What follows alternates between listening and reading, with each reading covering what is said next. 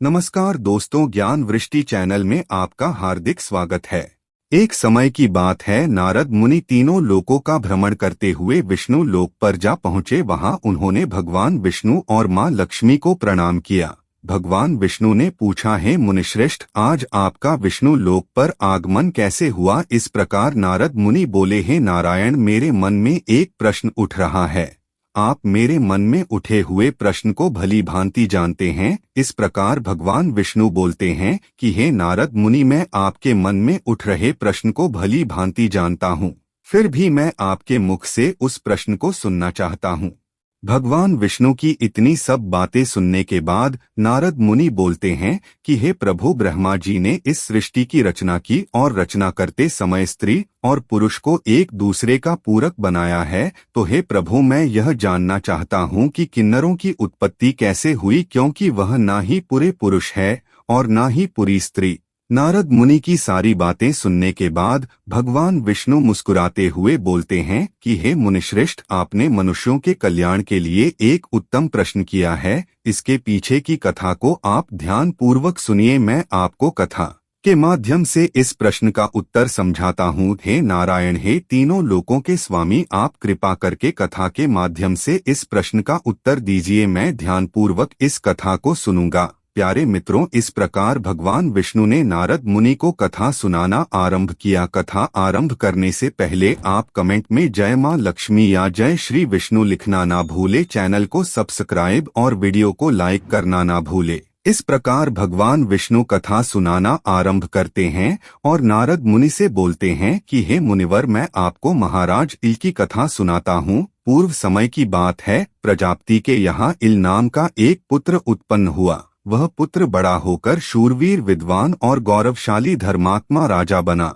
उनकी प्रजा उनसे बड़ी संतुष्ट रहती थी। एक दिन राजा इल शिकार करने के उद्देश्य से अपने सैनिकों के साथ घोड़े पर सवार होकर जंगल की तरफ निकल पड़े। उस जंगल के पास ही एक सुमेरु नाम का वन था। उस वन में भगवान भोलेनाथ की माया फैली हुई थी। माया फैली होने के कारण वह वन स्वर्ग की तरह प्रतीत हो रहा था। उस वन से पशु पक्षियों और अनेक जंगली जानवरों की आवाज सुनाई पड़ रही थी।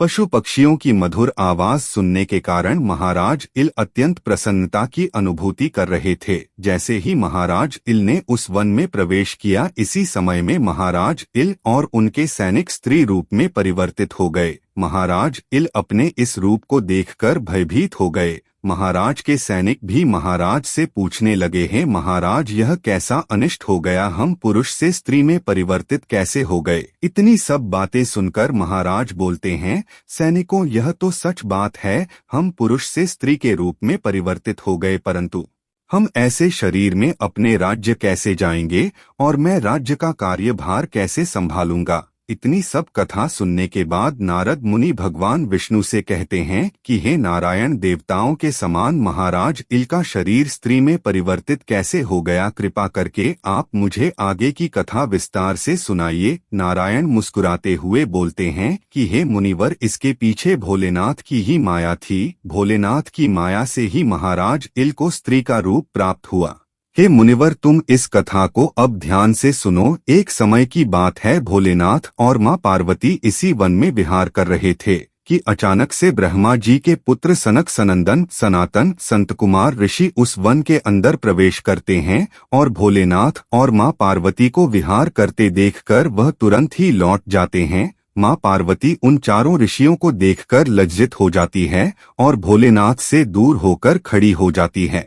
इस प्रकार भोलेनाथ कहते हैं कि हे देवी, आप इस प्रकार क्यों खड़ी हो गई? तब मां पार्वती कहती है कि हे स्वामी, आपने तो कहा था कि इस वन में कोई भी देवी देवता नाग गंधर्व प्रवेश नहीं कर पाएगा। फिर यहाँ ब्रह्मा जी के पुत्र इसी समय में किस प्रकार प्रवेश कर गए? मां पार्वती की बात सुनने के बाद भोलेनाथ बोलते हैं कि हे देवी, इसी समय से इस वन में कोई भी प्रवेश करेगा तो वह स्त्री बन जाएगा। इस प्रकार उस वन में जो भी पुरुष प्रवेश करता वह स्त्री बन जाता। जिन लोगों को यह बात मालूम थी वह उस वन में नहीं जाते थे। उन्हें पता था कि इस वन में भगवान शिव की माया फैली हुई है, परंतु महाराज इल इस बात को नहीं जानते थे और वह उस वन में प्रवेश कर गए। इसी कारण उनका शरीर स्त्री के रूप में परिवर्तित हो गया। महाराज स्त्री का रूप धारण करने से काफी लज्जित हो रहे थे, इसी कारण वश वन में इधर उधर घूम रहे थे। स्त्री का रूप धारण करने से महाराज इल का नाम इला पड़ गया। एक दिन इला अपनी सखियों के साथ उस वन में नदी के पास खेल रही थी कि अचानक से चंद्रमा के पुत्र बुध उसी स्थान से गुजर रहे थे।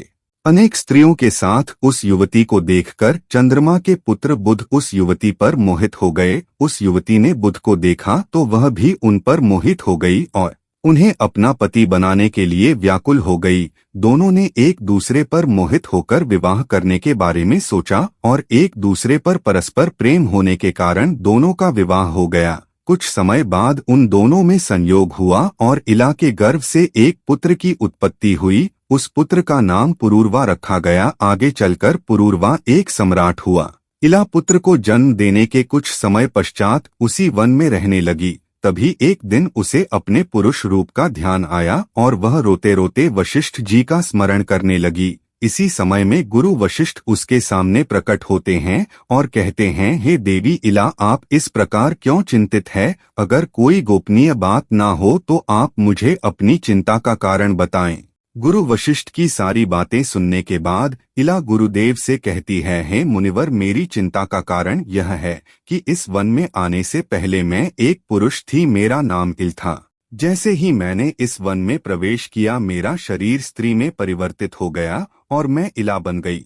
मेरे साथ ऐसा क्यों हुआ? कृपा करके मुझे यह समझाइए। इला की इतनी बात सुनने के बाद गुरु वशिष्ठ कहते हैं कि हे देवी, तुम्हारे स्त्री शरीर के पीछे का कारण यह है कि इस वन को भगवान भोलेनाथ का श्राप मिला हुआ है। इस वन में उन्हीं की माया फैली हुई है, जिसकी वजह से कोई भी पुरुष इस वन में प्रवेश करेगा वह स्त्री का रूप धारण करेगा। इतनी सब बातें सुनने के बाद इला कहती है, हे गुरुदेव, मुझे अपना पुरुष शरीर वापस दीजिए, क्योंकि मैं इस शरीर में और इस वन में और नहीं रह सकती, क्योंकि मेरी प्रजा मेरे बिना अत्यंत दुखी है। इला की इतनी बात सुनकर गुरु वशिष्ठ कहते हैं कि हे देवी, तुम चिंता मत करो, मैं जानता हूँ कि तुम महाराज इल के रूप में अत्यंत शूरवीर, विद्वान और धर्मात्मा थे।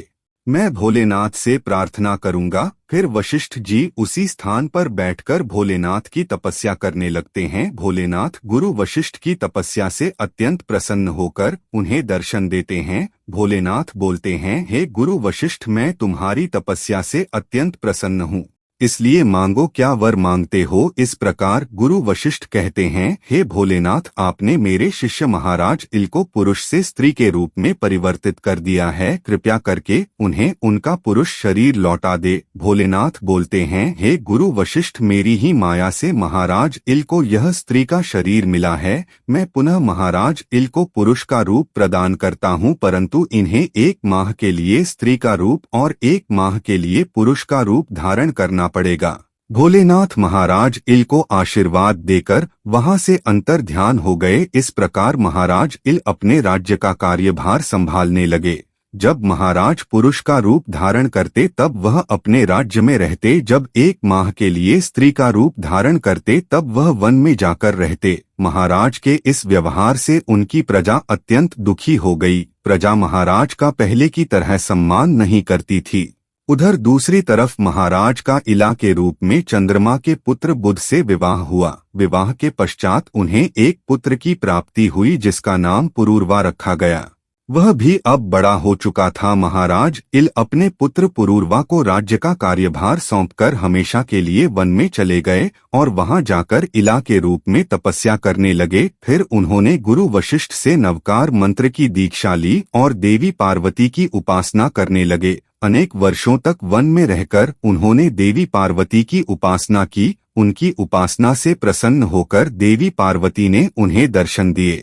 मां पार्वती के इस प्रकार दर्शन देने पर इला हाथ जोड़कर स्तुति करने लगी।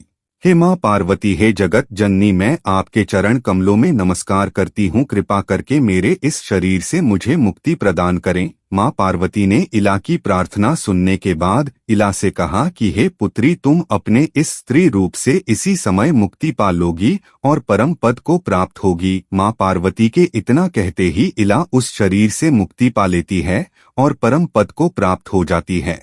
महाराज इल के इस प्रकार परम पद को प्राप्त करने के बाद महाराज पुरूरवा राज्य का कार्यभार संभालने लगे। भगवान विष्णु कहते हैं, हे नारद मुनि, मैं तुम्हें किन्नरों की उत्पत्ति कैसे हुई वह विस्तार से समझाता हूँ। महाराज इल उस वन में अपने सैनिकों के साथ आए थे। उन सैनिकों को भी महाराज इल के साथ ही स्त्री का रूप मिला था। वह सैनिक सुमेरु पर्वत पर जाकर स्त्री रूप में निवास करने लगे। उन्हीं की वजह से आगे चलकर किन्नरों की उत्पत्ति हुई। इस प्रकार भगवान विष्णु ने नारद मुनि को किन्नरों की उत्पत्ति की कथा सुनाई। प्यारे मित्रों, अगर आपको यह कथा अच्छी लगे तो हमें कमेंट करके जरूर बताएं। चैनल को सब्सक्राइब और कथा को अपने मित्रों में शेयर करना ना भूलें।